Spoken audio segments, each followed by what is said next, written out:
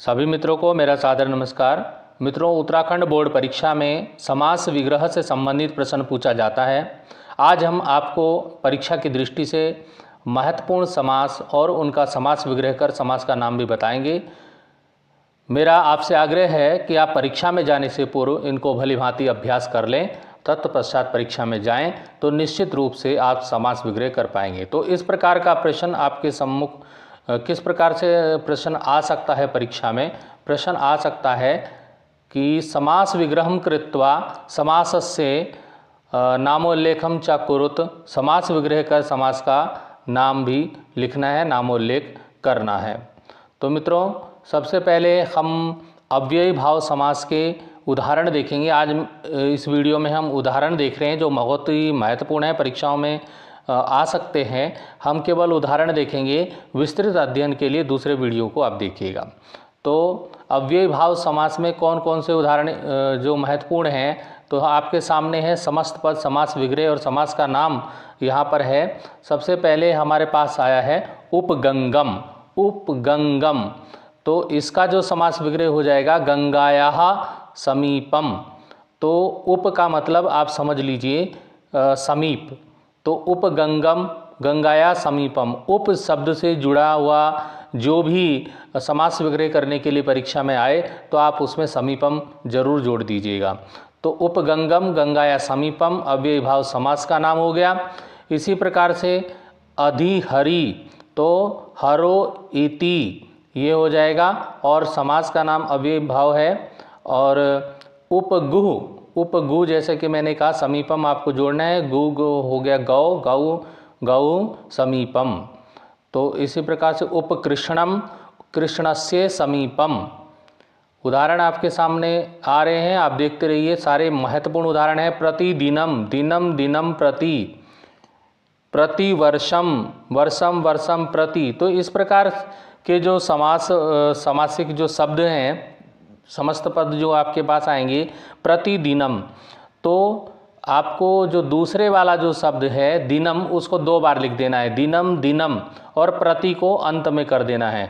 तो इस प्रकार से आप देखिएगा कि जो प्रतिदिनम या प्रतिवर्षम है, तो उसमें दिनम जो शब्द है वो दिनम दिनम 2 बार आ गया है और प्रति को अंत में कर दिया गया है। इसी प्रकार से प्रतिवर्षम का भी आप क्या करेंगे, वर्षम वर्षम प्रति कर देंगे।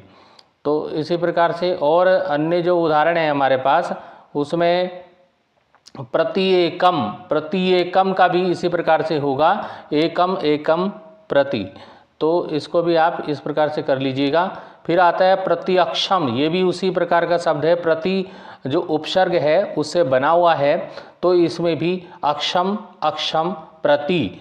तो जो दूसरे वाला जो शब्द है अक्षम, उसको 2 बार लिख देंगे और पहले वाले को 1 बार अंत में लिख देंगे। तो इसी प्रकार से प्रत्यर्थम, प्रत्यर्थम अर्थम अर्थम प्रति। तो इस प्रकार से अव्ययी भाव आप समझ गए होंगे कि किस प्रकार से हमें अव्ययी भाव के उदाहरण लिखने हैं। और कुछ उदाहरण हमारे सामने हैं, उनको भी हम यहाँ पर देख लेते हैं। यथाशक्ति, यथाशक्ति बहुत ही महत्वपूर्ण उदाहरण है, यथाशक्ति और यथाशीघ्रम, जो कि परीक्षा में बहुतायत पूछे जाते हैं। यथाशक्ति, तो इसमें जो शक्ति है उसको शक्तिम शुरू में लिख देंगे। ऐसे यथाशीघ्रम, तो इसको शीघ्रम को शुरू में लिख देंगे, प्रारंभ में लिख देंगे, और अनतिक्रम्य दोनों में जोड़ देंगे। अनतिक्रम्य, यथ शक्ति के अनुसार, आप समझिए शक्ति के अनुसार जितना ज़्यादा शीघ्र हो सके, शीघ्रता शीघ्र से शीघ्र, तो यथाशीघ्र होता है। तो इसी प्रकार से यथासख्यम, तो सख्यम अनतिक्रम्य, दूसरे वाले शब्द को पहले लिखेंगे सख्यम को, और यथा का अनतिक्रम्य हो जाएगा। इसी प्रकार से निर्मक्षिकम, निर्मक्षिकम का हो जाएगा मक्षिकाणाम अभावः। इसी प्रकार से आजीवनम, जीवनस्य पर्यंतम। प्रतिदिशम, दिशम दिशम प्रति। तो ये बहुत ही महत्वपूर्ण उदाहरण मैं आपके लिए लेकर आया हूँ, इनको आप जरूर अभ्यास कीजिएगा। निर्विघ्नम, निर्विघ्नम होता है विघ्नानाम अभावः, निर्विघ्नम। तो उपकूलम, एक शब्द आया है उपकूलम, कूलस्य समीपम, ये अव्ययी भाव समास के उदाहरण थे। अब हम चलते हैं द्विगु समास। द्विगु समास में देखिए द्विगु समास में होता क्या है, द्विगु समास संख्याओं पे निर्भर होता है, तो संख्याएं इसमें जरूर आती हैं। तो आप देखिए जैसे कि हमारे पास पहला जो शब्द निकल कर आया है वो है त्रिनेत्र। जो त्रि होता है वो 3 होता है, तो 3 एक संख्या है। तो इसका जब हम समास विग्रह करते हैं तो त्रि का हो जाएगा त्रयाणाम, नेत्र का हो जाएगा नेत्राणाम, और समाहारः होता है समूह। तो आप 3 नेत्रों का जो समूह है तो वो होता है त्रिनेत्र। तो त्रयाणाम नेत्राणाम समाहारः, इसको हम द्विगु समास कहेंगे। तो इसी प्रकार से अन्य उदाहरण भी आप देख लीजिए। त्रिफला, त्रिफला मतलब त्रयाणाम फलानाम समाहारः, तो समाहारः इसमें सब में ही जुड़ जाएगा। और त्रिवेणी, त्रयाणाम वेणीनाम समाहारः, इसी प्रकार से त्रिवेदम, त्रयाणाम वेदानाम समाहारः। पंचवटी, पंचानाम वटानाम समाहारः। आप देखिए इसमें पंचवटी में क्या आया, पंच संख्या, मतलब पंच मैंने 5, तो पंचानाम वटानाम, वट मैंने वृक्ष, समाहारः समूह, 5 वृक्षों का जो समूह है वो पंचवटी है। ठीक है, तो और इसमें समूह जो शब्द के लिए ये समाहारः जरूर लगाइएगा। तो ये दो जो शब्द हैं, पहला तो त्रयाणाम, त्रि से बना त्रयाणाम, और नेत्राणाम नेत्र से बना, तो इसी प्रकार से 2 शब्द तो इसी में से निकल कर आएंगे, और जो अंत में समाहार आपको लगा देंगे इसमें, तो ये द्विगु समास के उदाहरण हो जाएगा। इसी प्रकार से मित्रों सप्ताध्यायी, सप्ताह में सप्त जो है एक संख्या आई है, तो सप्ताध्यायी सप्तानाम अध्यायानाम समाहारः, 7 अध्यायों का समूह। और अष्टाध्यायी, तो इसमें 8 संख्या आई है, तो अष्टानाम अध्यायानाम समाहारः। पंचगवम, पंचानाम गवानाम समाहारः। नवरात्रम, 9 संख्या आ गई, तो नवरात्रम नवानाम रात्रिणाम समाहारः। इसी प्रकार से पंचपात्रम, पंचानाम गवानाम समाहारः। पंचपात्र, पंचानाम पात्राणाम समाहारः होगा इसका। तो यहाँ पर आप ये कर देंगे पंचानाम, ये गवानाम की जगह यहाँ पर क्या हो जाएगा, पात्राणाम, पंचानाम पात्राणाम समाहारः जो है वो ज़्यादा अच्छा लगेगा। तो अब आते हैं त्रिलोकी, त्रयाणाम लोकानाम समाहारः। त्रिभुवनम, त्रयाणाम भुवनानाम समाहारः, 3 भुवनों का समाहार, 3 लोकों का समूह। चतुर्युगम, चतुर्णानाम युगानाम समाहारः, तो 4 युगों का समूह। शताब्दी, शतानाम अब्दानाम समाहारः, तो 100 वर्षों का जो समय है उसको शताब्दी कहा जाता है। तो इस प्रकार से द्विगु के उदाहरण आपको समझ में आ गए होंगे। तो अगर इस तरह से संख्यावाचक वाला समस्त पद आपके पास आए तो आप उसका समास विग्रह किस प्रकार से कर सकते हैं, ये आप यहाँ पर देख लीजिए। अब आते हैं बहुब्रीहि समास। बहुब्रीहि समास में क्या होता है देख लीजिए। बहुब्रीहि के समस्त पद, समास विग्रह और समास का नाम व्याख्या में अभी नहीं बताऊंगा, क्योंकि मैं महत्वपूर्ण उदाहरण आपको बता रहा हूं और परीक्षा बहुत समीप है, तो इसलिए आप केवल उदाहरण देखिएगा जो कि बहुत महत्वपूर्ण है। तो नीलांबरः, नीलांबरः का हो जाएगा नीलम अंबर यस्य सः, बहुब्रीहि समास। नीलांबर, नीलम अंबरम यस्य सः। इसी प्रकार से अगला जो उदाहरण हमारे सामने है तो क्या हो जाएगा, पीतांबरः, पीतम अंबर अंबरम यस्य सः, पीला अंबर, पीला कपड़ा जो पहनता है पीले कपड़े उसको पीतांबर बोलते हैं। नीलांबर, नीलम है अंबर, आसमान, अंबर कपड़ा, तो नीलांबर हो गया। पीतांबर, पीतम अंबर पीले वस्त्र धारण करने वाला, जिसके पीले वस्त्र हैं वो पीतांबर हो गया। अब आगे हम अगले उदाहरण पे हैं लब्ध प्रतिष्ठा। लब्ध प्रतिष्ठा माने लब्धा प्रतिष्ठा येन सह, जिसकी प्रतिष्ठा लब्ध है। नीलकंठा, नीलम कंठ यस्य सह, नीला कंठ है जिनका। तो ये बहुब्री समास है जिससे कुछ अलग निकल कर आता है। चंद्रशेखरा, चंद्र शिखरे यस्य सा, जिनके शिखर पर, जिनके सिर पर जो है क्या है, शिखर पर क्या है, चंद्र है। तो इस तरह से ये आप शिवजी भगवान जी को बोल सकते हैं, शिव जी को चंद्रशेखर बोला जाता है, नीलकंठ बोला जाता है। तो जिससे एक नया नाम निकल कर आता है वो बहुब्री समास के अंतर्गत आता है। यशो धनः, यश एव धनम यस्य सा, यश ही धन है जिसका, वो यशोधन है। चतुर्मुख, चत्वारि मुखानि यस्य सा, जिसके 4 मुख हैं। चतुरानन, जिसके 4 आनन हैं, 4 मुख, मुंह हैं, सिर हैं, जिसके चत्वारि आननानि यस्य सहा। इसी प्रकार से बहुब्री के कुछ और उदाहरण हम देख लेते हैं। दशानन, 10 आननानि यस्य सा, 10 आनन हैं जिसके, 10 सिर हैं जिसके, 10 मुख हैं जिसके। गजानन, गजस्य आनन यस्य सा, जिसका मुख कैसा है, गज जैसा है, हाथी जैसा मुख है जिसका। तो किसका है, गणेश भगवान जी का है, तो ये गजानन हो गया।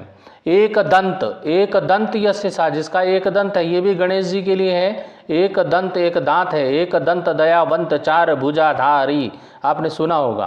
तो इसी प्रकार से लंबोदरा, लंबम उदरम यस्य सा, लंबम बड़ा पेट है जिसका, लंबा उदर है पेट, ये भी गणेश जी के लिए आया है।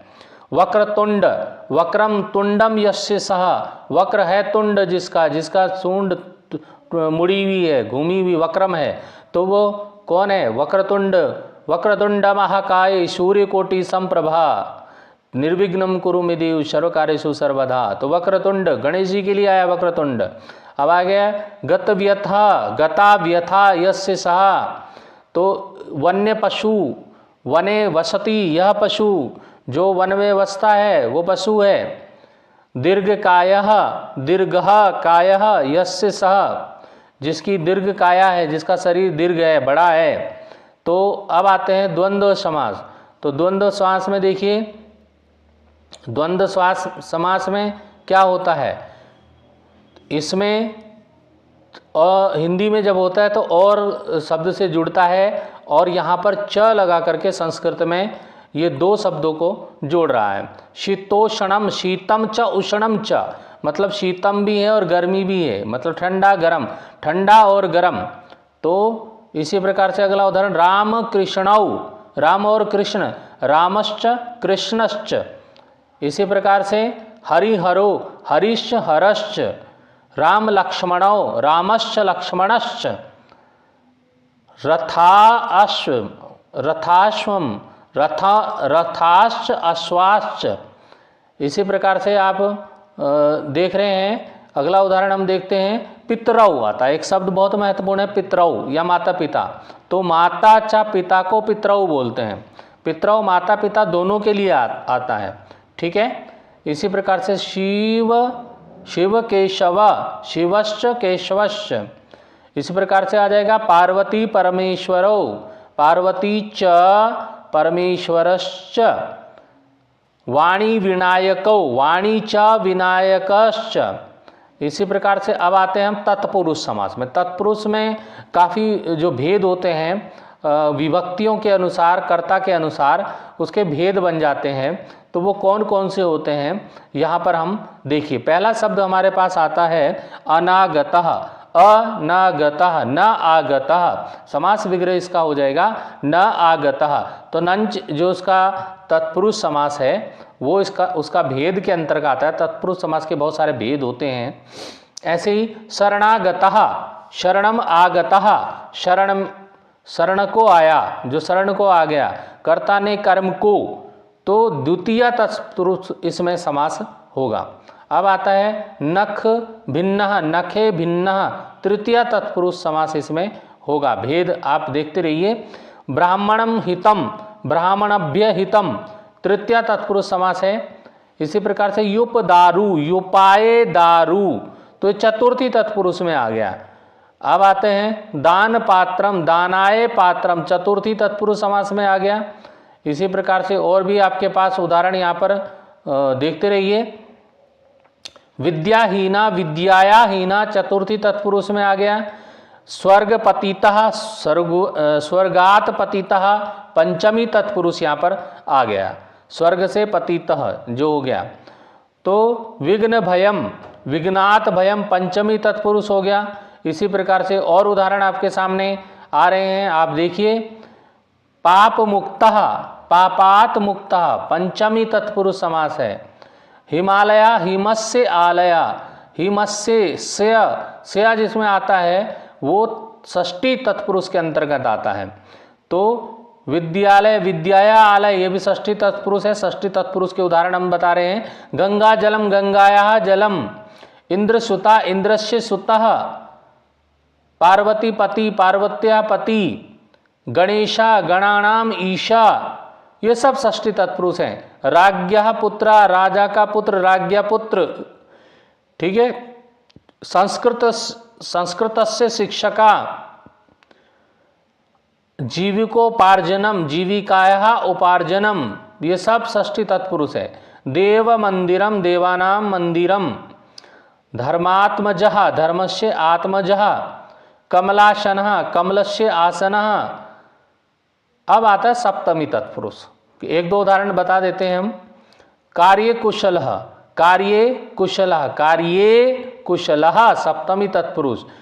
युद्ध निपुणे हैं, युद्धे निपुणः, तो ये सप्तमी तत्पुरुष के अंतर्गत आते हैं। तो इस प्रकार से जो तत्पुरुष समास के बहुत सारे भेद होते हैं उनको आप अच्छी तरह से समझ कर जाइएगा। और जो मैं ये उदाहरण बता रहा हूँ ये महत्वपूर्ण उदाहरण हैं, इनको आप जरूर देखिएगा। अब आते हैं कर्मधारय समास, अंत की ओर जा रहे हैं कर्मधारय समास पे। नील कमलम, नील च तत्कमलम, नील कमलम। इसी प्रकार से कृष्ण सर्पः, कृष्ण च असो सर्पा, कर्मधारय समास है।